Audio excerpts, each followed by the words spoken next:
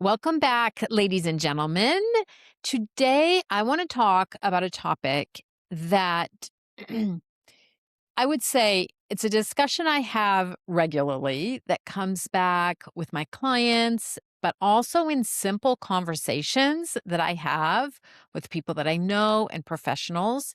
And it is around being overwhelmed by everything that we have to do. And so I want to give you today 3 strategies that can help you be effective and be more effective than what you probably are today. And so it's not going to be a time management course. I think that there's a lot of great things around time management out there. But I want to give you 3 different strategies that are gonna help you do something differently and think about the overwhelm differently, because I want you to be effective at work. For me, as much as I love working, and most of the people that I coach also love working, you have a life outside of work. It is so important to be able to shut off most evenings, to be able to check email, maybe only an hour on the weekend. Life is meant to be lived, and it is meant to have, you are meant to have experiences. You are not meant only to work. And I know that you're probably going, Karen, that's easy for you to say. It's a choice. Honestly, there are things that you can choose to do or not do. So I want to give you 3 strategies and make this also podcast extremely effective. 1, make decisions faster. You will never have 100% of the information ever. And yes, with most of the people that I work with, they are in very senior positions and they need information. They need financial analysis or some kind of detail, but not making a decision is going to keep you stuck. It is going to use up a ton of brain energy and resources. So if you want to be effective, make a decision faster, whether that be hiring, whether that be investing. But it's also those day-to-day decisions that just take up so much memory and so much cognitive load that just making a decision faster, it takes something off your plate. And I'll just talk even in your personal life. Um, do I want to sign up for this? Do I want to go on this trip? Do I want to, I don't know, buy this living room set? Do I want to hire this person? As a senior leader, you make hundreds of decisions daily. You can be so much more effective if you just make a decision rather than looking at it from 50 million different angles. So that is the first point. My second point is a lot of overwhelm and lost time come from miscommunication with team members. And so what I mean by that is team members are often bringing you information, they're consulting you for something, they're making a decision without consulting you, and then you have to do some cleanup, or they're bringing every single decision to you.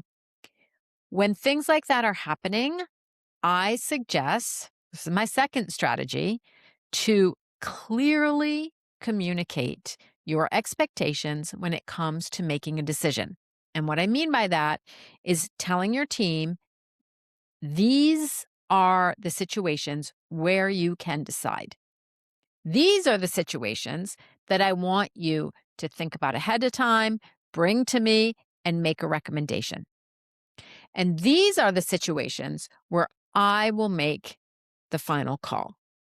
But clarifying ahead of time on this is where you decide, this is where I decide, and this is where we come together and decide together, that will clear up so much back and forth, or it will also clear up situations where you have to clean up because they made a call, um, they made a decision, or they haven't made a decision.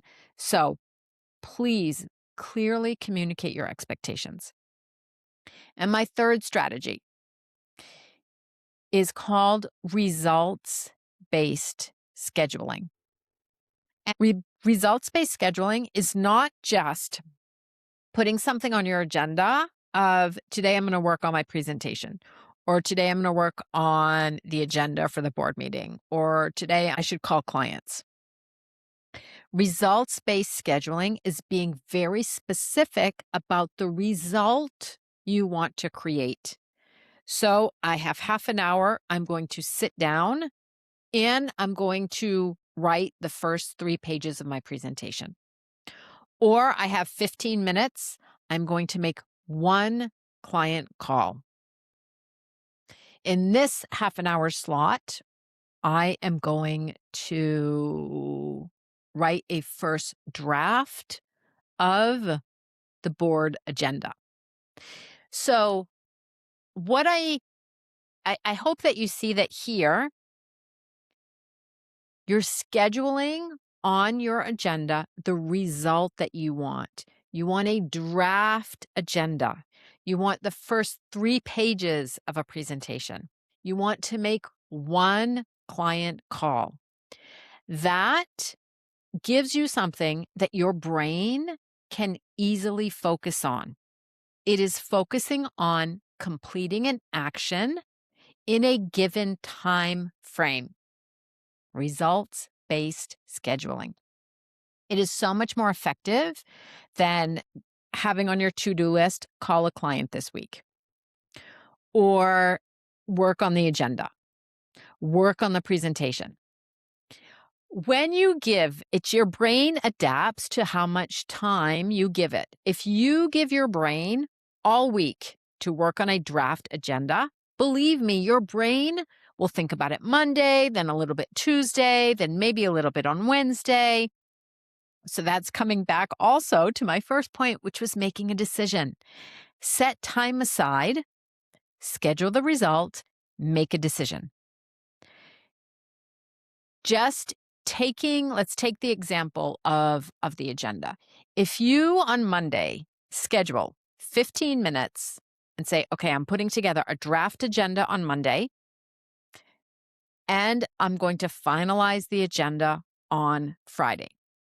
You're already signaling to your brain that time has been set aside, that there's a decision that is going to be made, and that you don't have to think about it between Monday and Friday, between the draft and the final version. 15 minutes up front, 15 minutes on Friday, you've made a decision. That is what we call results-based scheduling. And I guarantee you, using those 3 strategies, making decisions faster, communicating your expectations with your team, and results-based scheduling, 3 very, very powerful tools that you can use, that you can experiment with, that you can try out, because they can adapt to any kind of job and any kind of situation. Because my final objective for you, coming back to where I started this podcast, is I want you to have a life outside of work. But I know how overwhelmed you are. I know how much work there is to do. There's always work to do, always. So be effective, set a boundary, make decisions, and I guarantee you it is going to help you have a life outside of work and make you so much more effective and impactful in your job.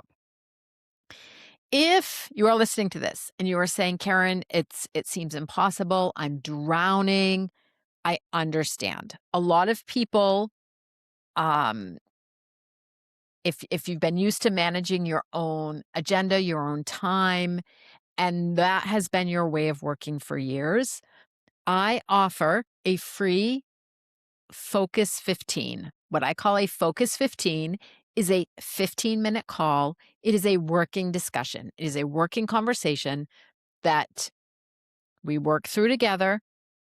We talk through the situation and we help you find resolution.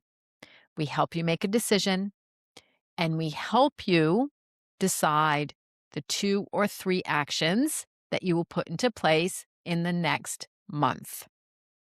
It's called Focus 15. I'll put the link in the show notes. And I wanted to have today's podcast episode be so pragmatic, action-oriented, and simple. The different strategies that I have proposed here today are not difficult. They're simple and they will have a huge impact. But I understand that sometimes putting them into place by yourself isn't always as easy as we think it is. So please don't hesitate to reach out.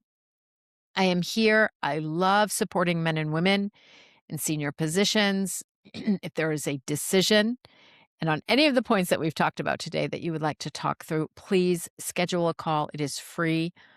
I do several of these per week. And yeah, I just want to help you. I just want to help you because I want you to have a life outside of work. So that's what I've got for you today, ladies and gentlemen. So great talking.